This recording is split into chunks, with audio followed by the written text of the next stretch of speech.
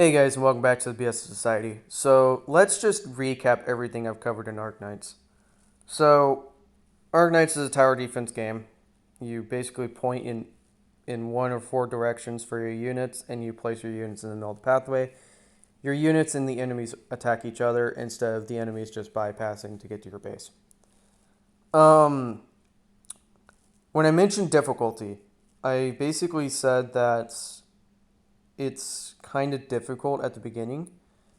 It's not really.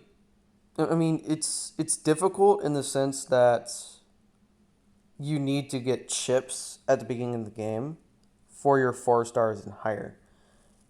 And the problem is that those chips are situated around their class.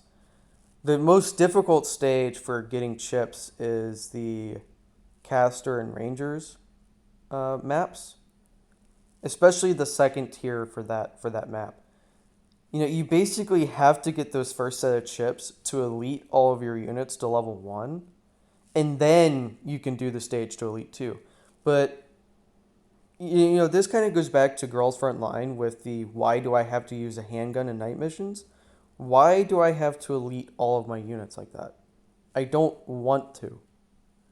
Okay, me playing gacha games, I like to level up all of my units one at a time. Now, 3 stars level up fast enough that that doesn't matter. And also, 3 stars have, basically no requirements to be able to go to Elite 1. So you're thinking, well, what's the problem with it? Well, the problem is that you only have 2 normal rangers in the 3-star category. The other 2 rangers are base, or actually no, I think there's like 5 total rangers in total. You have 3 ranged units. 2 of them attack more like normal, and then one of them's an AoE ranger. And then for casters, you have 1 AoE ranger and for casters, you have 1 AoE caster and 1 single target caster. Now the problem is that one of those single target rangers sucks. And then the other one's annoying. Oh, in my meme that you saw at the end of the last video that has been edited for this one, yeah, she's the annoying one. Okay. But, the other 3-star ranger is just so terrible that his side constantly misses aerial units. So then you go to put the caster at the bottom, and because the caster is focusing on the units on the ground, you miss those. And then you have the AoE caster who does perfectly fine. Now, or besides the fact that AoE casters cast too slow.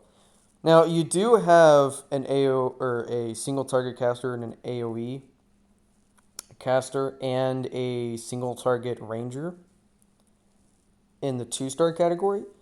But for this level, I think they're too low to be able to use them. I mean, I could try again, but, that's basically what I mean by it being too difficult. Now, of course, just like Girls Front Line, my strategy could be trash. Okay. That's how it was for me going through the main game as well when I was trying to level up my skills. So, what do you know? And yes, there's videos on how to do all these, but personally speaking, I don't like having to look up videos. Pretty much the only stage I've looked up a video for so far is probably the stage that you get the building parts from. The 4th one, I believe. I ended up looking a video up for that, and I don't know, I just don't like looking up videos for strategy games. I feel like it's the equivalent of cheating on a test. Right? So I just don't like doing it. So that's basically what I mean by difficulty in Arknights. I feel like some of these stages probably shouldn't be set up the way they are to be that ridiculously difficult, but hey, people got through it on their own, so I'm the noob here. As that one person in Girls Frontline Part 7 said, get good, kid. The gacha system, as I said, it's pretty bad. It's good at getting you 6 stars in general, but if you want a specific 6 star, good luck. Because next thing you know, you end up like Tectone, who ended up spending close to $1,000 and only got like 1 or 2 dupes of Chen. Yeah, that's not fun. And if y'all play Genshin and pulled on the weapon banner, y'all would know. It's not fun when you're not even guaranteed what you want. And speaking of that weapon banner, like that's actually even worse because you figure you have the 50-50, right? But then you have like another 50-50 where you basically have like a 0.15% chance of actually getting the weapon you want. Dude, that is worse than Fate Grand Order. Mihoyo, hello? Why? Do I have to get on you some more? Man, maybe I should have actually made a second video for you guys. Because I don't think I got into y'all enough when I made that video. Obviously because I didn't have the time for it. But I think I might need to make a second video for Mihoyo. What do you guys think? Oh boy. And for gacha games in general, I really wish the units, like the 5 stars and 4 stars in a lot of games, would actually have a little bit more of a guarantee. Like 4 stars usually have a guarantee in general, but next thing you know, you end up like Envy when he was pulling for Rosaria. That just wasn't great either. Also, what I forgot to mention was that for every single pull, you need 600 Arundum. That is the most amount of gacha currency I've seen for any gacha game. Okay. Now, of course, it's not that hard to get, really. I mean, as a free-to-play, you can get basically 4 pulls per week for free. Which is a lot better than Mihoyo. Right? Because as a free-to-play, say even on Genshin, you're not getting a pull until like 3 days. So you get like, what, 2 to 3 pulls a week at best? Unless there's an event running. Arknights, you get 4 pulls a week, not counting events. Yeah. I love Yostar for that.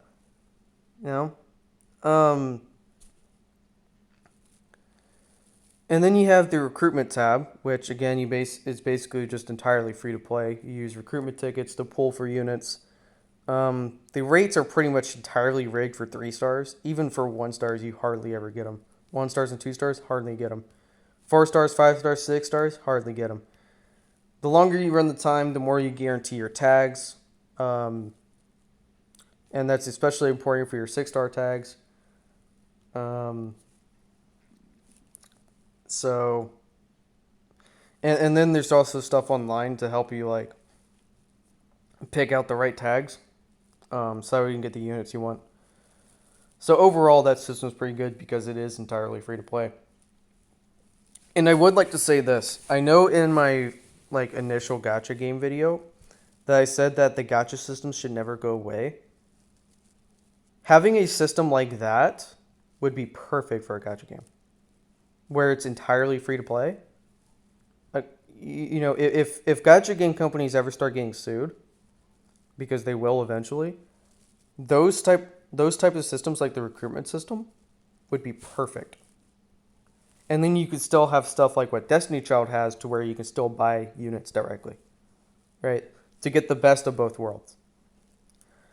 And then the dorm system, like I said, is basically where free-to-plays can get a lot of their free resources. Honestly, even whales can get a lot of their free resources. Like, not having to farm for a lot of LMD is nice. And the trading posts and the factories can actually have, like, their numbers kind of switched. You have to have at least one of both of them, but, you can basically do 5 and 1 or 1 and 5, right? So you'll hear a lot of people, like, mentioning their numbers on them. And I think a lot of people will tend to go more for factories than for trading posts. But for me, I usually even them out just so that way I can get more LMD. And it's pretty useful. And when you get into late game, you can start making a rundum with it and using some of your excess resources for that. And that's quite nice as well. And then you get your dorms for recovering morale. You got your workshop where you can build resources. You got your office where you can get recruitment tag refreshes. You got your training post, where you can train your units for for upgrading their skills. And then you got the clue search area, which is where you get your credits, right? And like I said, the friend system in Arknights is like really, really terrible, and it's probably the main thing that annoys me in Arknights, because you can't really use friends in normal missions because, sorry, you don't get the auto battle.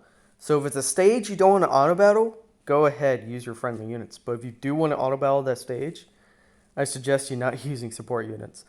And that's like majority of the stages for me. I just want to make sure I get their auto battles unlocked. So, sorry, I guess I just can't use friendly units. And then you can't just click on the add friend button and a bunch of friends pop up that you could just add. No, you have to type in their name. Why? That's the dumbest system in the world. No other gacha game that I've seen ever has that system. They either have no friend system like Azur Lane, or they have a proper friend system to where you can search people up. I think even Genshin has a friend system where you can just search people up. It's absolutely ridiculous, Yostar. Like, what's the big deal? And the thing about having more friends is that you can visit more people's dorms, or more people's like clue areas, so that way you can get more credits to spend in the store. Now, the last building I did forget was the the control center, which is basically just nothing really. I mean, you just put units there to decrease the morale consumption of units in your base. Basically, I mean that thing has no use except to just allow you to upgrade your stuff more. Now the store, you have your Arundum packs where you can pay like $100 to get 130 Arignum primes. You can pay like $100 to get 130 Arignum primes. And then they have packs that are probably better valued than that. Like one monthly pack that's priced at like $25, and you get 42 Arundum, or not Arundum, Arignum primes, and then like one or two tin pulls. And that's the Arignum primes are already like over the $25, and that's just dope. Getting free to play outfits with the Arignum primes that you can get for free. Like, thank you, Yosar. You're actually free to play friendly. Instead of having to wait years to get enough gems to be able to get the outfits. And then you have like a shop that's kind of similar to Genshin shop, where you can basically get duplicates or even non-duplicates and basically be able to use your extra stuff in those shops. And one of them is for like when you get 4 stars and higher, or like even 5, I think it's 5 stars and higher, where you can kind of get like, a 6-star or whatever and a bunch of resources that you don't have to farm for, right? And then there's another one that they have now where you can basically do like 300 pulls in a given like banner or whatever, which again, that thing resets, but basically it's like a more of a guaranteed pity for every unit. So if you do end up spending over 300 pulls, you can get the units, which again, 300 pulls is a lot. I've gotten to Girls Frontline about that. Yostar, no. Maybe 120 like you did for Ash. But, there is that. And then if you don't spend those tickets, you basically get some other currency back that you can use to get farmable resources. And then there's the credit shop that you need the friends for to be able to get you more credits every day. Because if you have the friends, you can probably get close to like 400 or 500 credits every single day, and you can only hold 300 at the end of the day. But you can use that to get a lot of the lesser farmable resources, and then LMD, XP, and some of the operators that only exist on that stuff. That is the recap of Arknights. And I think this time I actually got everything through that I wanted to say. So, and honestly, I should actually post this one over the second Arknights video, but, that one's already made. So, I could probably talk about like skills and stuff maybe, but no, there's nothing in terms of issues. There's nothing else to talk about with Arknights. So I'll talk to you guys in the next video about Azure Lane. Later.